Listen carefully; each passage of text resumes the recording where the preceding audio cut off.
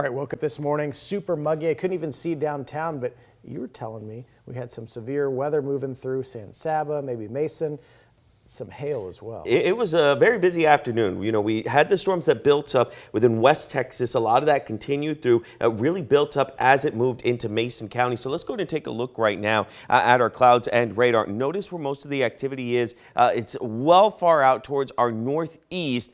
As far as here, we are now left with calmer conditions. All the green that you see over San Antonio and Austin, that's what we call ground clutter. Happens a lot of times during the evenings, but you do have some thunderstorms that are building up off Mexico, moving just south of Del Rio, getting closer to Laredo.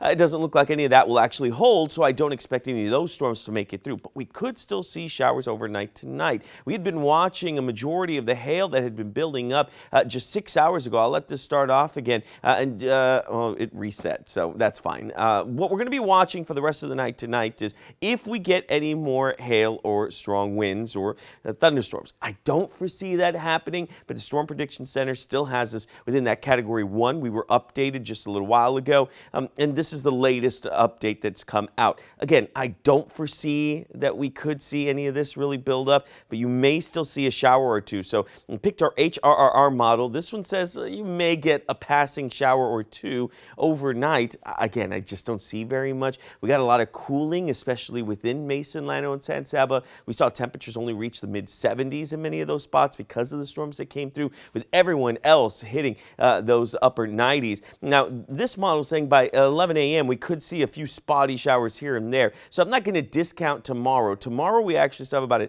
a 10% chance of seeing a few showers. And then as we get into Monday, the possibility of showers picks up one more time.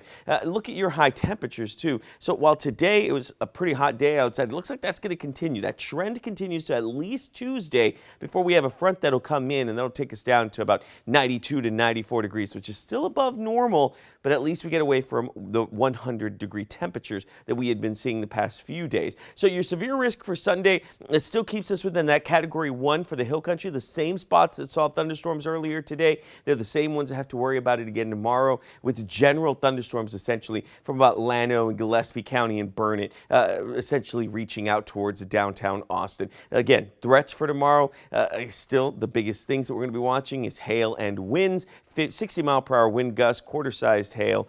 But again, I just don't see very much of that actually building up. If we do, it's going to be all that daytime heating we get. Once we get to Monday into Tuesday, again, we're going to be watching to see if we get a few more showers that could actually build up and come through.